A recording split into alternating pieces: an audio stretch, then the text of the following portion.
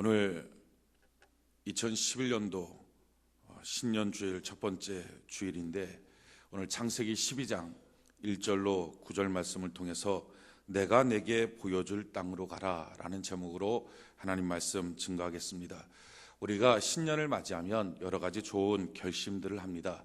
그 좋은 결심들 중에 특별히 우리 세종항에 있는 모든 성도님들이 꼭 한 가지 반드시 해야 될 결심이 있다면 내가 이 2011년도에는 주일 성수하는 성도가 되어야 되겠다 하는 이 귀한 결심을 꼭 하시기를 원합니다. 우리 성도에게 있어서 규례가 있다면, 가장 핵심적인 규례가 있다면 주일 성수, 11조 그리고 전도, 이 세 가지가 성도가 갖게 되는 규례입니다. 이 규례 규범이라고 하는 것은 자기가 내가 이런 사람이다 라고 하는 어떤 위치와 자리에 따른 근본적인 행위를 말합니다. 그러니까 성도라면 11조 해야지, 성도라면 주일 성수해야지, 성도라면 전도해야지, 이게 가장 핵심적인 규례와 규범이 된다 하는 것입니다. 그 중에 특별히 시간을 보면 주일 성수하고, 물질을 보면, 돈을 보면 11조를 생각하고, 사람을 만나면 내가 저 영혼 위해서 전도해야지, 이게 성도의 규례와 규범인데, 그 중에 특별히 주일 성수의 이 서원과 축복은 참 대단한 것입니다. 왜 주일 성수가 중요하냐면은 우리가 일주일 동안을 살잖아요. 월요일부터 주일날까지 월화수목 금토일 해갖고 일주일을 사는데, 성경에 보면 이 일주일 동안에 오직 복이 있는 날은 주일날 딱 하루입니다. 나머지 날은 복이 없어요. 우리가 성경을 한번 볼까요? 창세기 2장을 같이 한번 봅시다. 앞으로 쭉 넘겨서 창세기 2장. 창세기 2장 1절부터 보면, 성경을 미리 준비하지 못하신 분들은 우리 이제 이 프로젝트를 앞에 보시면 됩니다. 창세기 2장 1절에 보면 천지와 만물이 다 이루어지니라. 하나님이 그가 하시던 일을 일곱째 날에 마치시니 그가 하시던 모든 일을 그치고 일곱째 날에 안식하시니라. 하나님이 그 일곱째 날을 복되게 하사 거룩하게 하셨으니. 그러니까 하나님께서 일주일 중에 일요일, 주일날, 요 날만 안식하셨는데, 아무 일도 안 하셨는데 그날만 복이 되게 하셨다. 그날은 복이 있는 날이 되게 하셨다라는 것입니다. 천지 만물을 만드실 때 첫째 날이 얼마나 중요합니까? 빛을 만드시고 세상의 천지를 개벽시켰던 그 위대한 날인데, 그 위대한 날에도 복은 없습니다. 그냥 보시기 좋았더라 하는 것입니다. 우리가 창세기 1장을 보면 창세기 1장 1절에 태초에 하나님이 천지를 창조하시니라. 땅이 혼돈하고 공허하며 흑암이 깊음 위에 있고 하나님의 영이 수면 위에 운행하시니라. 하나님이 이르시되 빛이 있으라 하시니 빛이 있었고 빛이 하나님 보시기에 좋았더라. 하나님이 빛과 어둠을 나누사 하나님이 빛을 낮이라 칭하시고 밤을 어두움을 밤이라 부르시니라. 저녁이 되고 아침이 되는 이는 첫째 날이라. 자 보십시오. 첫째 날에 하나님이 빛을 만드시는 어마어마한 창조적 행위를 하십니다. 흑암과 혼돈과 공허로 가득 차 있는 세상에 어마어마한 창조적 행위를 하시는데, 그 창조적 행위를 하신 그날에도 야, 이날 참 복되다 라고 말씀하지 않았어요. 복이 있지 않았어요. 그냥 그날을 보면서 야, 복이 좋았다 이렇게 말씀하신 거예요. 사람을 만든 날이 얼마나 중요합니까? 근데 이 사람을 만든 날에 마지막 여섯째 날인데, 이 날에도 하나님이 이날 참 복 있는 날이다 그렇게 하나님 말씀하지 않았어요. 창세기 1장 30절 이하에 보면 또 모든 짐승과 하늘의 모든 새와 생명이 있어 땅에 기는 모든 것에게는 내가 모든 푸른 풀을 먹을 거리로 주노라 하시니 그대로 되니라. 하나님이 지으신 그 모든 것을 보시니 보시기에 심히 좋았더라. 저녁이 되고 아침이 되니 이는 여섯째 날이라. 보십시오. 그날 참 복이 좋았다라고 말할 뿐이지 그날 복이 있다라고 말하진 않았어요. 그러니까 복 있는 날이라고 말하면 주일날, 안식일, 하나님이 쉬셨는데 아무것도 안 하셨는데 그날만큼은 복을 주셨다는 거예요. 그러니까 원리가 어떻게 됩니까? 복 있는 날인 주일날에 복을 받아서 일주일 동안 그 복을 사용하며 사는 것입니다. 할렐루야. 이것이 바로 성도의 삶이에요. 그러니까 주일날 하나님의 복을 받았어. 이 날은 복 있는 날이니까 복을 받아서 나머지 월요일부터 토요일까지를 주신 하나님의 복을 갖고 살 때, 야, 이 사람 참 복되게 사는구나 하는 것입니다. 자, 그런데 이 주일날이 복이 있는 날인데 그냥 아무데나 복이 있는 게 아니라 성경에 보니까 복이 있는 집이 정해져 있습니다. 아무 집에나 다 복이 있는 게 아니에요. 복이 있는 집이 있는데 그 집이 어디냐? 그게 바로 성전이에요. 그게 바로 예배당이에요. 시편 84편 4절에 보면 주의 집에 사는 자들은 복이 있나니 그들이 항상 주를 찬송하리로다. 주의 집에 사는 자, 그러니까 주의 집이 복이 있는 거예요. 자, 시편 65편 4절에 보면 주께서 택하시고 가까이 오게 하사 주의 뜰에 살게 하신 사람이 복이 있나이다. 우리가 주의 집 곧 주의 성전의 아름다움으로 만족하리이다. 그러니까 주의 집, 이 집이 복이 있다 하는 것입니다. 일주일에 월요일부터 토요일까지는 복이 있는 날이 아니에요. 주일날이 복이 있는 날. 근데 이 주일날 복이 있는 날에 아무데나 복이 있는 게 아니라 주의 집에 복이 있다라고 성경은 말하고 있습니다. 청와대에 복이 있는 게 아니에요. 삼성 그 센터에 복이 있는 게 아니에요. 여러분들이 다니고 있는 회사 자체에 복이 있는 게 아니에요. 하나님의 집에 복이 있다 하는 것입니다. 그런데 이 하나님의 집에 그냥 나오면 되는 게 아니라 성경에 보니까 하나님의 집에 나왔을 때에 어떻게 복을 받느냐. 자, 민수기 6장을 한번 화면을 좀 띄워주세요. 민수기 6장 22절로 27절. 자, 민수기 6장 22절 같이 한번 읽어볼까요? 민수기 6장 22절 같이 한 목소리 시작. 여호와께서 모세에게 말씀하여 이르시되, 자, 거기까지요. 여호와 하나님께서 모세한테 말씀하신 거예요. 특별하게 말씀해 주신 거예요. 그러니까 화면을 계속 띄워주세요. 자, 여호와께서 모세에게 말씀하여 이르시되, 그 다음에 23절 우리 같이 한번 읽어봅시다. 시작. 아론과 그의 아들들에게 말하여 이르기를. 자, 거기까지요. 아론과 그의 아들들이라고 하는 말의 뜻은 제사장들입니다. 아론은 하나님이 구별하여 세우신 제사장이고 그의 아들들이 대를 이어서 제사장이 됐어요. 그러니까 제사장들에게 이렇게 말하라 라고 하나님께서 모세를 불러서 친히 아뢰신 말씀이에요. 자, 뭐라고 말하느냐? 23절 우리 다시 한번 읽어봅시다. 시작. 아론과 그의 아들들에게 말하여 이르기를 너희는 이스라엘 자손을 위하여 이렇게 축복하여 이르되. 자, 아론과 그 아들들에게, 제사장들에게 하나님이 뭐라고 말했습니까? 이스라엘 자손들에게 축복하라. 축복하라는 말은 복을 빌어줘라. 그러니까 제사장들은 이스라엘 자손, 하나님의 자손인 이스라엘 자손들에게 복을 빌어줘라. 그래서 뭐라고 복을 빌어주느냐? 24절부터 26절까지 우리 같이 한번 읽어봅시다. 시작. 여호와는 내게 복을 주시고 너를 지키시기를 원하며 여호와는 그의 얼굴을 내게 비추사 은혜 베푸시기를 원하며 여호와는 그 얼굴을 내게로 향하여 드사 평강 주시기를 원하노라 할지니라 하라. 자, 이처럼 복을 빌어줘라 라는 거예요. 자, 그러면 왜 이처럼 복을 빌어주느냐? 그 이유를 설명합니다. 27절 우리 같이 한번 읽어봅시다. 27절 같이 한 목소리 시작. 그들은, 자, 거기까지. 그들이 누구예요? 아론과 그의 아들들, 제사장들은. 자, 그 다음에 이같이 내 이름으로, 내 이름이 누구죠? 여호와의 이름으로, 예수님의 이름으로. 자, 그 다음에 이스라엘 자손들에게 뭐라고요? 축복할지니, 복을 빌어줄지니. 그 다음에가 중요해요. 그 다음에 읽어봅시다. 시작. 내가 그들에게 복을 주리라. 내가가 누구예요? 여호와 하나님이. 자, 제사장들은 복을 줄 수는 없어요. 그럴 권세는 없어요. 근데 뭐라는 거예요? 복 받아라 라고 복을 빌어주는 거예요. 복의 말을 해주는 거예요. 자, 그러면 어떤 역사가 나타나요? 여호와 하나님이 그들에게, 이스라엘 자손에게 직접 그 빌어준 그대로 하나님의 복을 내려주게 될 것이다 라는 거예요. 이게 이스라엘 백성들이 복받고 인생을 사는 비결입니다. 그러니까 일주일 중에 복의 날 주일날에 다른 데 아니고 주의 성전에 나와서, 복의 집 주의 성전에 나와서 다른 소리가 아니라, 그러니까 여러분들이 만인 제사장설에 따라서 이미 여러분들이 다 제사장입니다. 근데 누구를 상대로 할 때 제사장이냐면은 세상 사람들을 상대로 할 때 모든 성도들이 제사장입니다. 그런데 성도들끼리 모여 있을 때는 하나님이 특별하게 세운 주의 사자가 제사장이고 여러분들이 이스라엘 백성입니다. 그러니까 제사장인 주의 사자를 통하여 복을 빌어주리. 그러니까 복의 말을 해주는 거예요. 정죄하고 이렇게 저주하지 말고 복의 말을 빌어줘라. 그러면 어떻게 해요? 하나님이 이스라엘 백성이, 여러분들, 그러니까 영적인 이스라엘 백성의 성도들에게 하나님의 복을 내려주게 될 것이다. 이게 원리예요. 왜 우리가 주일 성수가 중요합니까?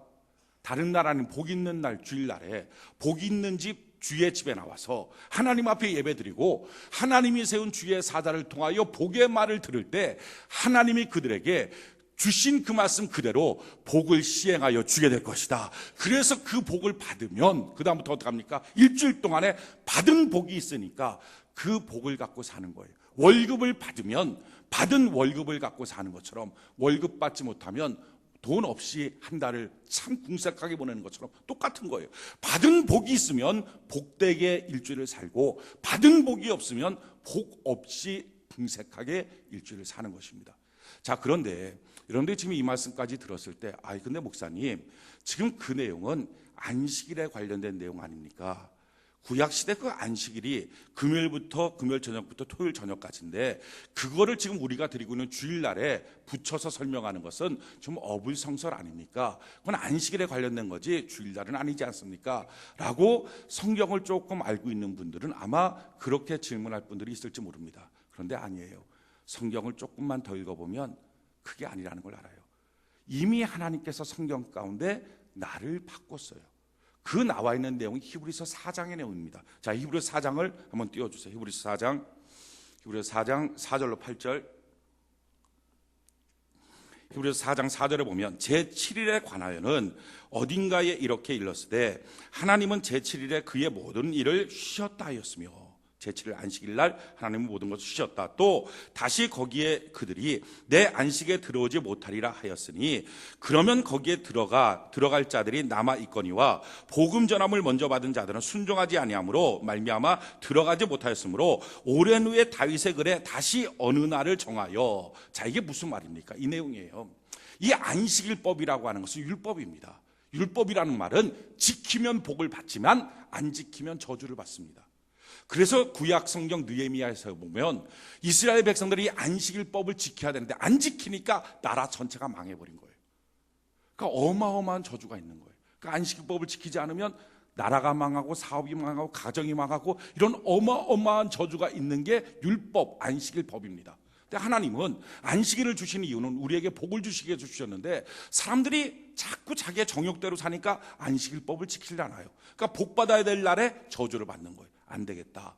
그러면 이들에게 복을 줘야 되니까 나를 좀 바꿔버려야 되겠다. 이들이 순종하지 못함으로 하나님의 복을 받지 못하는구나 하고 다윗을 통하여 성령의 감동으로 나를 바꾸자라고 말씀하셨다는 거예요. 그래서 날이 바뀌어졌어요. 근데 어느 날로 그럼 일주일날 바뀌어졌을까요? 라고 물어볼 것도 없습니다. 왜냐하면 하나님이 이미 구약 성경에 일주일 동안에 2날이 거룩한 날이다 라고 이미 정해놨어요.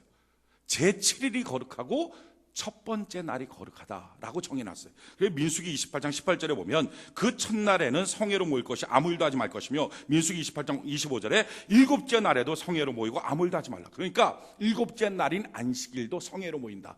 첫날 그날도 성회다. 이날도 참 복된 날이다 라고 하나님이 정해놓은 거예요. 이 날이 참 거룩한 날이다. 그러니까 제7일 안식일이 폐하여지니까 나머지 고민할 것도 없이 첫날 금요일 저녁부터 토요일날 저녁까지가 안식일이라면 그 다음 바로 맞는 첫날이 오늘 우리가 드리고 있는 주일날 일요일입니다. 이 날로 정해서 드린 거예요. 이 전통이 언제부터 돼 있었느냐? 초대교회 성도들 때서부터 예수님 제자들부터 모여서 이 주일날에 안식을 주님 앞에 예배를 드렸어요. 그 내용이 어디 나오냐면 요한계시록 1장에 나옵니다. 요한계시록 1장에 보면 1장 9절로 10절에 나 요한은 너희 형제요 예수의 환난과 나라와 참음에 동참하는 자라. 하나님의 말씀과 예수를 증언함으로 말미암아 반모라고 하는 섬에 있었더니 주의 날에 내게 성령으로 감동되어 내 뒤에서 나는 나팔소리 같은 큰 음성을 들으니. 주의 날에, 그러니까 사도 요한부터도 주의 날에 왜 주의 날이 됐느냐? 이유는 이 날이 주님이 부활하셨기 때문에 내 날이 아니고 주님의 날, 주의 날입니다. 할렐루야. 이게 초대교회 때서부터의 전통입니다. 그러니까 안식일에 주었던 모든 축복의 약속이 그 날을 폐하고 주일날로 바뀌어져서 주일날에 주일 성수하는 자에게 그 복을 다 주시는 걸로 법이 바뀌어졌다는 내용을 설명하고 있는 거예요. 안식일법과 주일 성수의 차이점은 이것입니다. 다 똑같은 복을 받아요. 그런데 율법이 아니고 은혜니까 복 주려고 나를 바꿨기 때문에 주일 성수를 하지 않는다고 해서 저주받지는 않습니다. 주일 성수하지 않는다고 해서 뭐 다리 몽둥이가 부러지거나 벼락을 맞거나 사업이 망하거나 그런 건 안 해요. 그런데 주일 성수를 하지 않으면 복은 없습니다. 이게 은혜 시대의 삶이에요. 자, 복이 없으니까 복이 없는 인생이 어떻게 됩니까? 문제가 터지면 문제의 사람이 되는 거예요. 근심이 터지면 근심의 사람이 되는 거예요. 환난이 터지면 환난의 사람이 되고 싸움이 터지면 싸우는 기간이 싸우는 사람이 되는 거예요. 그러니까 우울증에도 빠지고 무너지고 깨지는 그런 인생을 사는 거예요. 사랑하는 성도 여러분, 저는 여러분들이 이번 2011년도 한 해 동안 하나님 안에서 복의 날에 복의 집에 나와서 복의 말씀을 듣고 일주일 동안 받은 복을 다 사용하는 복된 성도 되기를 예수님 이름으로 축원해 드립니다. 그래서 하나님, 내가 주일 성수하겠습니다. 이건 내 마음 내 결심 갖고는 안 돼요. 하나님이 도와주셔야 됩니다. 하나님이 서원을 지키도록 성령님 붙들어 주시옵소서.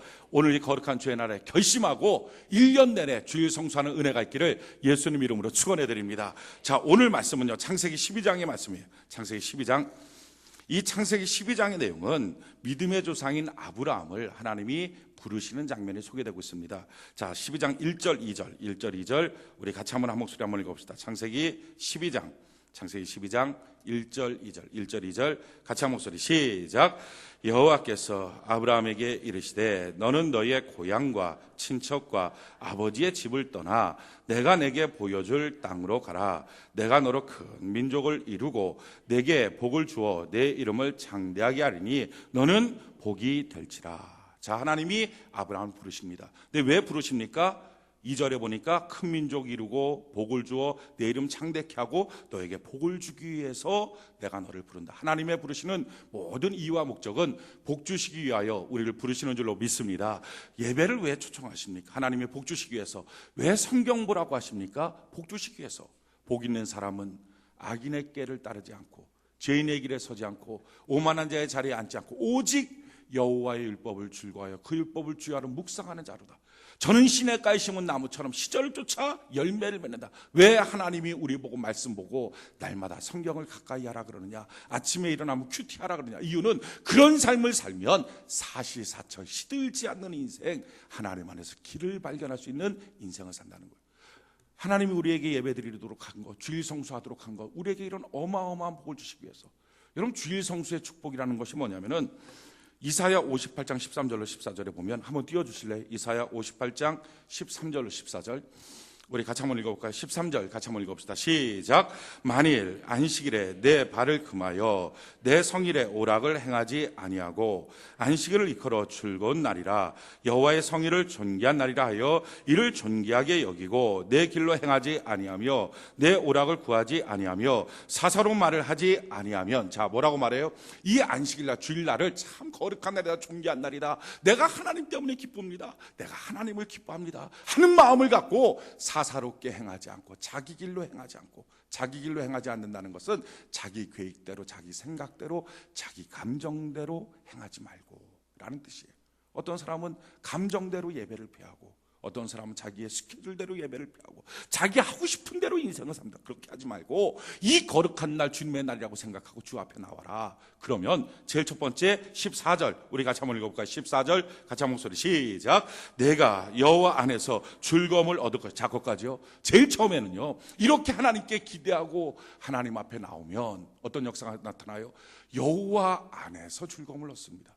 오늘 예배드리는 여러분들 가운데 딱 두 종류가 있어요. 하나는 하나님 때문에 기뻐하는 사람, 다른 하나는 그게 무미건조한 사람. 예배를 드리고 교회를 나와도 의무로 나오라 그러니까 나오지, 야, 나오니까 막 주님 때문에 기쁘고 행복하고, 그게 없는 사람이 있어요. 이 사람은요, 월급이 올라가면 기뻐지고요, 집값이 올라가면 기뻐지고요, 뭐가 가진 게 올라가면 기뻐집니다. 근데 문제는 세상의 기쁨 왔다 갔다 감정의 기복이 많아져요.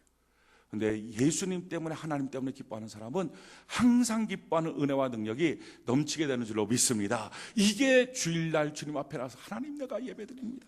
그래서 늦게 나오는 게 아니라 먼저 나와서 찬양하고 기도하고 그렇게 하고 예배를 드릴 때 하나님 주시는 그런 기쁨이 있다는 것 뿐만 아니라 야곱의 업으로 너를 높여주고, 할렐루야, 내가 너를 존귀한 자로 세상의 가장 높은 곳을 나눌 수 있도록 만들어주게 될 것이다. 이게 바로 하나님이 주일날 우리를 부르신 목적이에요.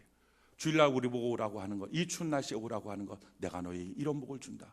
교회 나와서 일하라 그럽니다. 아이고, 세상 일도 피곤한데 교회 나와서까지 일해야 됩니까? 힘듭니다. 아니요, 교회 나와서 일해야 되는 이유는 이것이에요.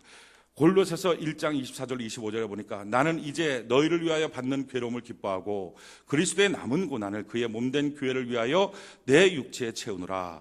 내가 내 육체에 그리스도에 남겨진 고난을 다 채우는 일꾼 되겠다. 일하다 보면 고통스럽고 힘들기도 합니다. 교회에서 사역하고 봉사하는 거 쉽지는 않습니다. 그런데 왜 해야 되느냐?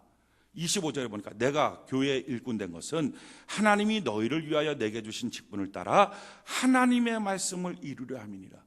내가 주님의 몸된 교회에서 일할 때 하나님은 나에게 하나님의 말씀이 성취되도록, 약속이 이루어지도록 하나님 만들어 주시게 될 것이다. 그것 때문에, 그러니까 하나님이 요구하는 것들이 많아요. 근데 그 요구하는 모든 것들은 다 우리에게 은혜가 되고 복이 되기 때문에 하나님이 요구하시는 거예요. 하나님께서 우리를 오라 그래요. 왜 오라 그래요? 복 주시기 위해서. 하나님이 아브라함 보고, 야, 아브라함한테 나타났어요. 너 좀 내 말 들어라. 하나님의 부르심이 있어요. 왜 부르셨습니까? 그에게 복 주시기 위해서. 어떤 복을 주시기 원하는 거예요? 2절에 보니까 내가 너를 큰 민족으로 번성케 하고 내게 복을 줘 내 이름을 창대케 하고 명예를 주고 너가 복 자체가 되어서 어디로 가든지, 너가 가정에 있으면 너가 가정이 복이 되고, 회사에 가면 회사가 복이 되고, 3절에 보니까 너를 축복하는 자에게는 내가 복을 내리고 너를 저주하는 자에게는 내가 저주하리니. 그러니까 관계 속에서도 너 중심으로 인생이 이루어지도록 언제나 너가 복되도록 만들어주겠다라는 거예요. 하나님이 지금 아브라함을 불렀어요. 왜 불렀습니까? 이런 어마어마한 복을 주시기 위해서. 하나님이 오늘 우리를 불렀어요. 왜 불렀어요? 어마어마한 하나님의 은혜와 복을 주시기 위해서 우리를 불러주신 줄로 믿습니다. 자, 그런데 하나님의 모든 복 주시기 위한 부르심에는 하나님의 조건이 있어요. 그냥 무조건 다 준다, 그게 아니에요. 하나님의 조건이 뭡니까? 오늘 창세기 12장 1절 같이 한번 읽어볼까요? 창세기 12장 1절, 창세기 12장 1절 우리 같이 한번 한 목소리 읽어봅시다. 시작.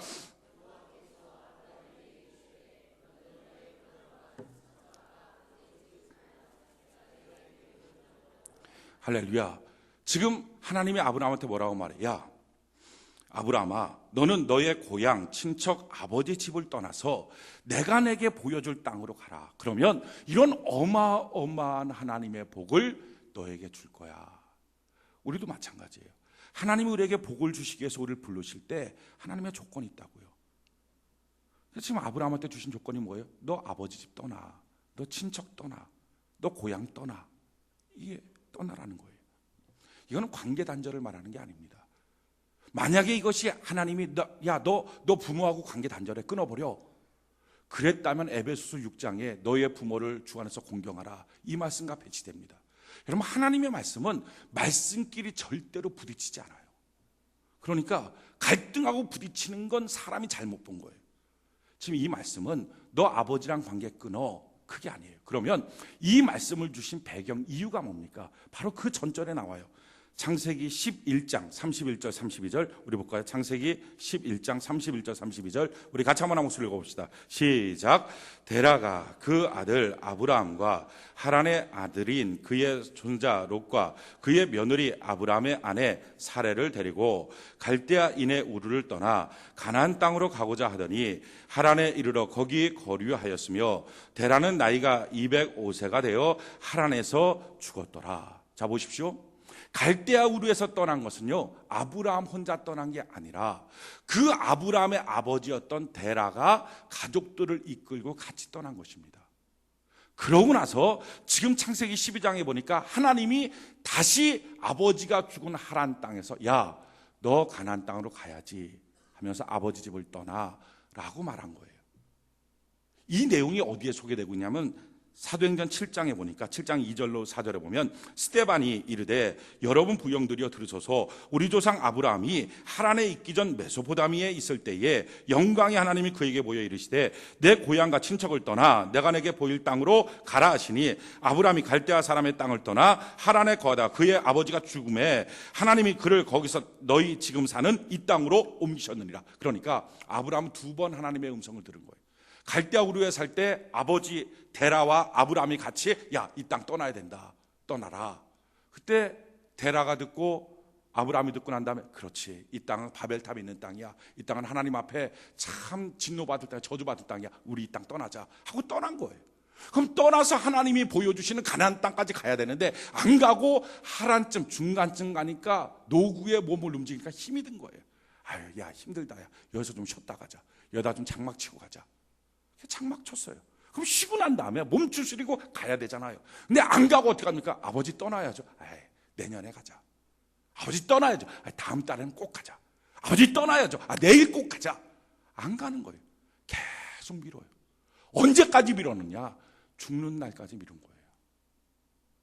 참 신기한 건요, 그 아버지 데라, 그 이름의 뜻이요, 연기하다예요. 우리말로 바꾸면 나중에.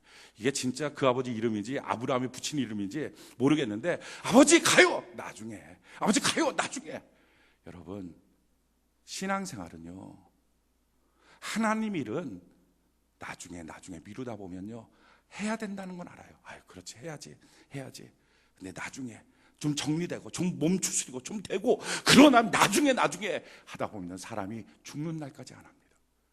내일 죽는데도요, 내일 하겠다 그래요. 이게 사람이에요. 아이러니하게도 그들이 거했던 그 땅, 하란 땅이라고 하는 땅의 이름의 뜻은요, 낭비하다라는 뜻이에요. 자꾸 미루었던 그 시간이 낭비의 시간이에요. 지금 하나님이 하시는 말씀이 뭐예요? 아브라함아, 너 아버지처럼 나중에, 주님의 일은 자꾸 나중에 그렇게 미루고 있는 아버지 신앙의 태도와 습관을 버려야 너가 믿음의 조상 된다. 그거 버리고 아버지 집의 습관을 버리고 너가 떠나야 된다. 지금 그 말씀이에요. 여러분들의 집안에 있는 습관이 뭡니까? 여러분들 신앙생활에 방해되고 있는 습관과 생각과 태도가 뭡니까? 이거 떠나야 된다는 거예요. 그게 아버지 집 떠나는 거예요. 그게 고향 떠나는 거예요. 그러니까 아브라함한테, 야, 너 이거 떠나야 된다. 아버지처럼 맨날 나중에. 그러니까 성경은 뭐라고 하면, 먼저 그의 나라와 그의 의를 구하라. 그럼 나머지 너한테 주겠다고 하는데, 사람은요, 이걸 뒤바꿔버리는 거예요. 그러니까 죽는 그날까지 주의 일을 하는 시간이 없어요. 나중에, 내년에.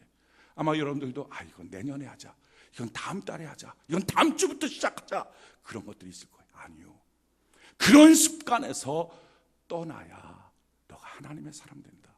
지금 그걸 말씀하시는 거예요. 아브라함은요, 이와 같은 하나님의 말씀을 듣고 떠납니다. 자, 4절 같이 볼까요? 창세기 12장 4절 같이 한 목소리 시작. 이에 아브라함이 여호와의 말씀을 따라갔고, 아멘. 자, 끝까지요. 이에 아브라함이 여호와의 말씀을 따라, 아멘. 나중에 자꾸 미루고 있는 아버지의 습관, 아버지의 잘못된 신앙의 태도, 그러니까 우리로 말하면 작년까지 내가 갖고 있었던 잘못된 신앙의 태도, 신앙생활 방해하는 태도, 그 습관, 자꾸 무엇인가 하나님의 일은 뒷전으로 밀어놓는 그 태도, 그 습관, 그거 버리고 떠나가라 하는 하나님의 말씀 앞에 아브라함은 떠나가요. 근데 떠나가는데 어떻게 떠나가요? 조카 롯도 그와 함께 갔으며. 아버지의 하나님의 뜻이 뭐예요? 친척 떠나고 고향 떠나고 아버지 떠나고, 쉽게 말하면 100% 순종하고 떠난 건 아니에요. 사람은요, 하나님 앞에서 100% 순종 잘 못합니다. 100% 믿음 잘 없어요. 어떻게 전혀 의심 없이 생활합니까? 그렇진 않아요. 기도하면 하나님 응답하신다는 것도 믿지만요, 기도하면서도 계속 의심 생기는 거예요. 정말 그럴까? 신앙생활 의심이 있어요. 그냥 흔들리는 거예요. 아브라함도 의심 속에 시작을 했어요. 의심 속에 100% 믿음이 아니었지만 그럼에도 불구하고 발을 옮기는 그 걸음을 통하여 하나님이 마침내 그를 믿음의 조상으로 만들어 주신 줄로 믿습니다. 그러니까 우리도요, 100%다 알고 하나님 다 알고 다 배우고 100%다 결심하고 내 믿음이 아주 깨끗하고 내 삶도 아주 거룩하고, 그렇게 하고 나서 내가 주님 앞에 뭐 하겠다, 평생 가도 못해요.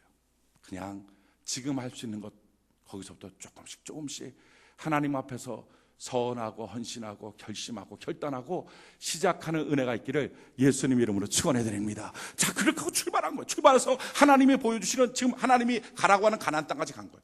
그 땅까지 갔어요. 가나안 땅까지 갔는데 딱 갔고 아브라함이 말하는, 하나님이 가라고 하는 가나안 땅까지 갔습니다. 그런데 하나님이 보여주시는 땅이 어딘가요? 근데 하나님이 대답을 안 하시는 거예요. 그래서 세겜 땅 모래에 가서 제사를 드리면서, 하나님, 여기가 하나님이 보여주시는 땅인가요? 대답 안 하고 하나님 그래요. 이 땅 그냥 전체 다 줄 거야.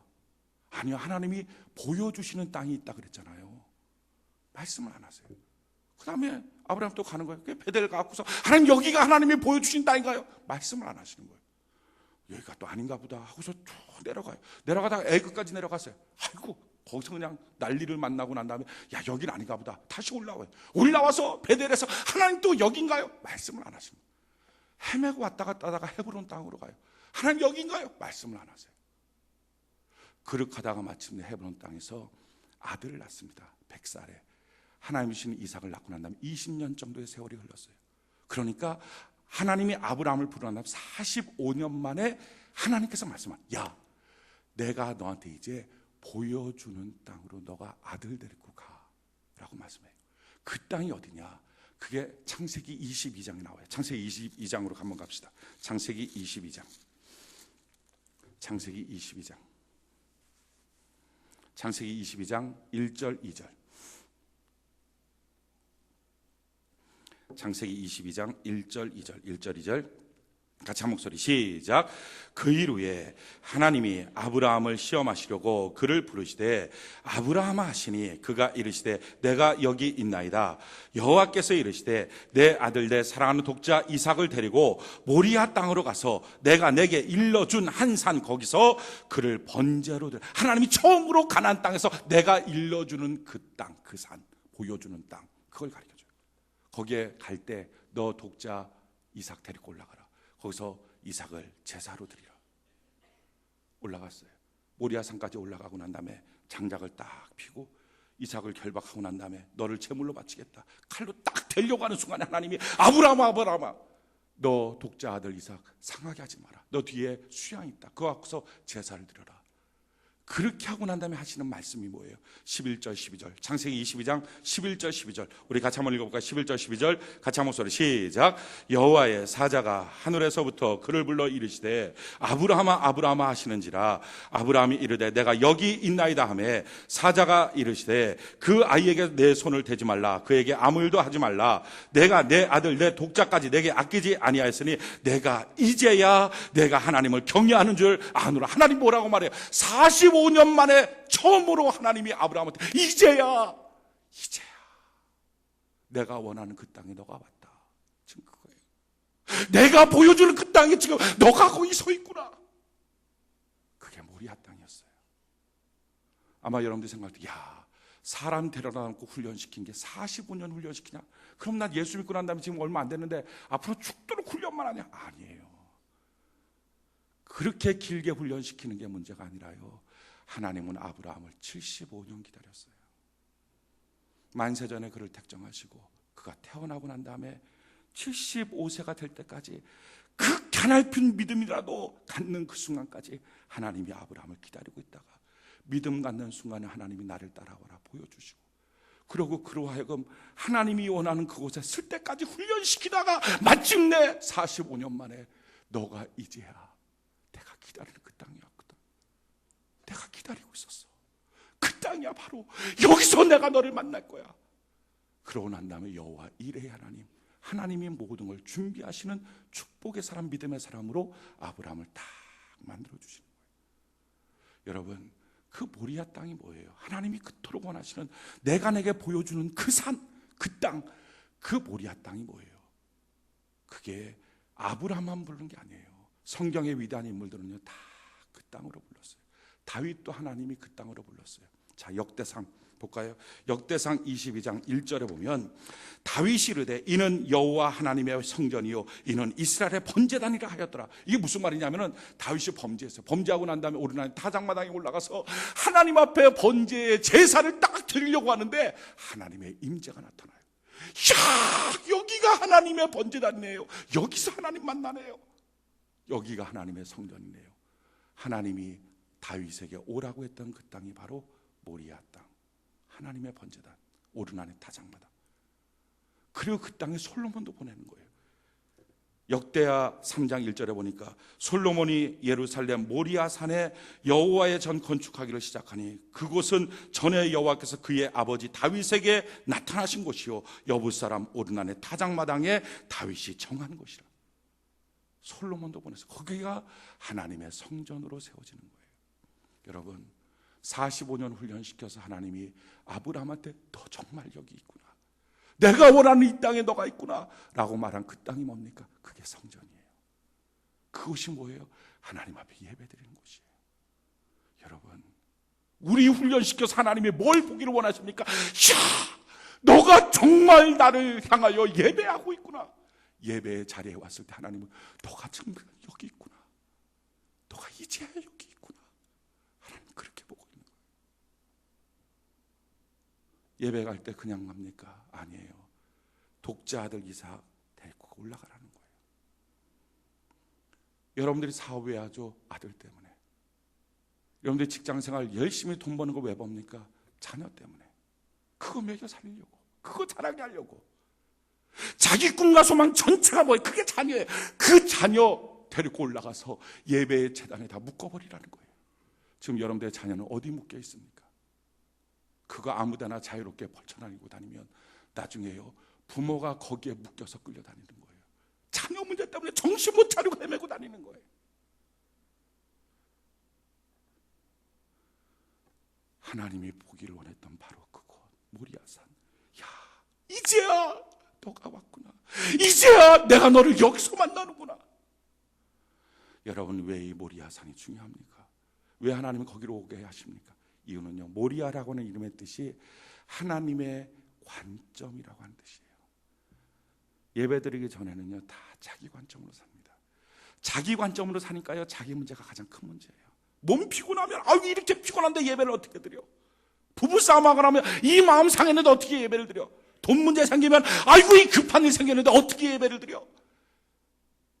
하나님 앞에 나가기 전에는요, 다 자기 관점. 그게 너무 큰 거예요. 그래서 너무 커서 모리아산에 안 올라가요. 안 올라가니까 인생 사는 게 다 자기 관점대로 사니까, 자기 생각 자기 식대로 사니까 얼마나 힘듭니까? 저주받는 건 아니지만 복은 없이 인생을 사는 거예요. 문제가 터지면 문제의 사람, 분노가 나면 화나는 사람, 부부싸움하면 갈등의 사람, 그렇게 그냥 사는 거예요. 그런데 하나님이 말씀하는 거예요. 아니야, 너 관점대로 있지 말고, 지금 예배드리기 전에 여러분들의 생각들이 많지만, 갈등도 있고 뭐도 있고 문제도 많지만 다 그냥 내려놓고 모리아산 올라가 봐봐. 아들 데리고 지금 올라가는, 아들 죽이러 올라가는 이 자리가 참 힘들지 모르지만 그냥 올라가 봐. 올라가서 꼭대기에 딱 가서 보니까요, 자기 관점이 아니라 하나님의 관점이 보이는 거예요. 수양을 예비하신 하나님, 할렐루야. 여호와 이레로 준비하신 하나님. 그러니까 관점이 달라지니까 그때부터 이야, 인생 이러면 사는구나, 이게 지혜구나, 이렇게 가야 되는구나. 이렇게 하면 내 마음이 바뀌고, 예배 나오면 마음이 바뀌어요. 예배 나오면 생각이 바뀌어요. 말씀 들으면 능력을 받아요. 말씀 들으면 기도에 힘이 생겨요. 그러니까 이야, 이렇게 사는구나. 하나님의 관점을 보고 나니까요, 사는 방식과 태도와 모양이 달라져요. 그게 복 있는 사람이에요. 그러고 나니까 인생이 얼마나 기뻐요. 다시 또 하나님 앞에 감사 예배를 드리고, 그러니까 예배 때문에 살고, 예배 때문에 또 감사하고, 할렐루야. 예배로 인하여 살고, 예배를 위하여 살고, 이런 인생의 예배 중심의 인생을 사는 거예요. 여기까지 하나님이 인도해 주시는 겁니다. 사랑하는 성도 여러분, 하나님께서 아브라함한테 너 버려야 될 신앙 태도 오늘 버려라 라고 말씀하세요. 여러분들이 버려야 될 신앙 태도가 뭡니까? 작년까지 갖고 있었던 신앙의 태도가 뭡니까? 나중에 내 관점대로 살려고 하는 신앙 태도, 그거 버리고요, 훈련 받으시고요, 주님 안에서 하나님, 내가 삶의 모든 것을 좀 내려놓고, 훈련 받는다는 말이 뭐예요?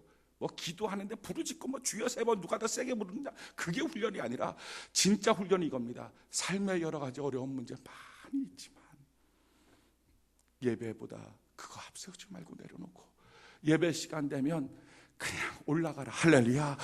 너 관점 그것 때문에 신경 쓰지 말고 그냥 모리아산으로 올라가라. 하나님의 관점을 바라봐라. 올라가면, 말씀 들으면, 예배 드리면, 기도하면 너의 인생에 너가 상상하지 못하는, 예배 전에는 알지 못하는 하나님의 참으로 놀라운 신비한 비밀이 있다. 그러니까 사랑하는 성도 여러분, 그렇게 해서 다 그냥 그게 중요하다고 생각했던 것들 내려놓는 훈련하시고, 주님이 원하시는 모리아 땅까지 너가 왔구나 하시는 주님 앞에 올라서서 하나님께 예배드리고, 하나님의 관점으로 인생을 살고, 올 한 해가 하나님의 관점으로 복되게 새로운 지혜와 총명과 능력과 권능을 받는 한 해가 되기를 예수님 이름으로 축원해드립니다. 그렇게 한 해를 살 때 여호와 이레의 하나님, 우리 인생을 준비하시고 예비하시는 축복의 하나님을 만나는 은혜가 있게 될 줄로 믿습니다. 이 축복이 여러분들의 소유가 되기를 예수님 이름으로 축원해드립니다. 이 시간